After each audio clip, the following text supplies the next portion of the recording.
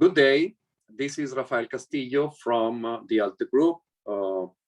I am the CEO for Latin America and other emerging markets. And I want to share with you some thoughts about ESG. Basically, what I want to share with you is what we call the big deal of ESG. What is the reason why ESG is relevant today? So ESG stands for environmental, social, and governance. And these are three concepts that have been embedded in the strategy of most of the business nowadays. I want to focus in the area where we are subject matter experts, which is the asset-based financing and equipment financing field. So I am addressing this especially to my clients and colleagues that provide financing of equipment and other assets to businesses. And this is important because this applies not only for your own business, but also applies for the way you appraise the business of your obligors, of your clients. So let's start from the opponents of the ESG concept. And the first one is Milton Friedman, the very well-known Chicago economist from the University of Chicago, who in the 70s was a very respected character due to his enormous influence on what we call later on the Washington Consensus, but in particular, the success in shaping economic booms like the one that Chile experienced in the 1970s. Milton Friedman was a follower of Friedrich von Hayek, who actually held that the economy should be driven not based on the intervention of government, but by the free forces of the market, let's say the savage capitalism. And Milton Friedman followed the thoughts of Adam Smith, who in the 18th century believed that there was an invisible hand that provided that capitalism will guarantee welfare for everyone. The unfortunate situation is that Adam Smith and Friedman believe that people behave rationally. And I think that we have learned that this is far from true. Currently, Richard Thaler, an economist Nobel Prize, proved that the people who deal in economics, consumers, corporate managers, they are far from rational.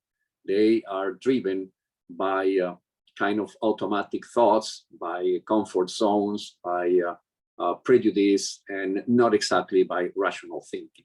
So that's exactly the bias that kills the solid argument of Milton Friedman, according to whom the business of business is business, and you don't need to be concerned about social responsibility, because this is something that, according to his belief, would happen anyway if you pursue only profits. So nowadays, I think that the investment community is thinking otherwise.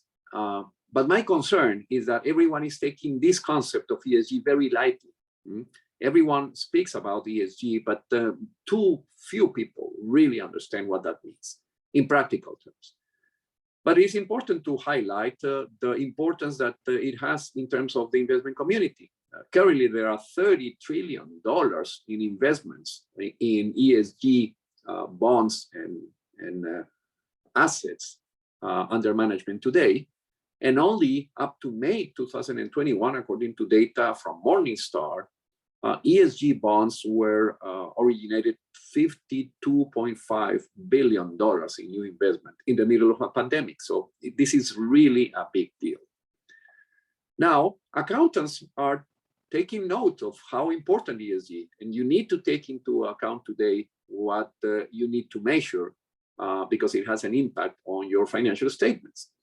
And in particular, I will call your attention of this educational paper released by the Financial Accounting Standard Board of the United States, FASB, which highlights the main issues in the three areas: environmental, you can see climate change, ecological impact, energy management, greenhouse gas emissions, and so on and so forth. Social, community relations, diversity, equity, employee health, labor management, human capital development, whether or not you promote slavery as part of your production in your suppliers. Governance, which is basically being ethical and keeping the boundaries of your ambition within social responsibility.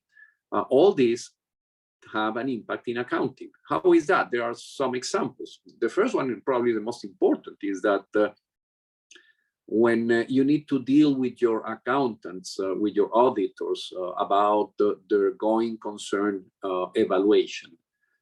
Sometimes if you ignore ESG, probably that may kill the viability of your company, of your business as a going concern. So you need to pay attention to that.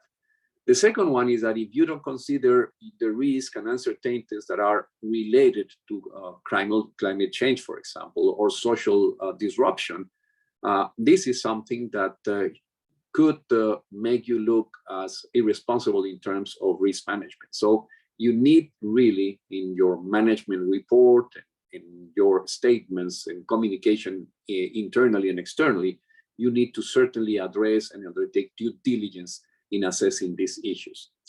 Valuation of inventories is another area which is very important, because you need to estimate the net realizable value of your inventories. And in these cases, you need to take into account if, for example, a regulatory change could impact the value of the merchandise you have in inventory, or if there is a possibility of one event like a hurricane, an earthquake, or something that could be climate related, that could impact the sole existence of your portfolio.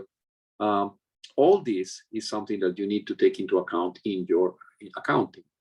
Intangibles had to do a lot with the direction of your business as well. And I would quote that the Billington BHP company has been moving in getting away from carbon generated investments like exactly coal and oil, moving into other minerals that are more related to the new era of clean energy, like lithium, copper, and other commodities, other minerals. You can see, for example, the change of mode or the diversification strategy adopted by Ecopetrol, the Colombian oil company, who decided to buy ISA, which is a main provider of electricity utilities using clean energy technologies.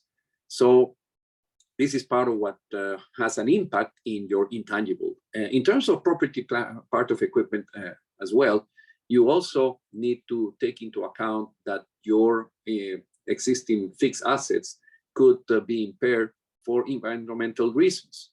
Just a good example is if you have assets, fixed assets in motor vehicles that are based in internal combustion engines, well, they are going to go away apparently in the early 2030s. So this is going to impair the value of your current fixed assets. So you better start looking to electric vehicles and other technologies and replace your existing property, plant, and equipment. Everything is then related and affected today in terms of your accounting.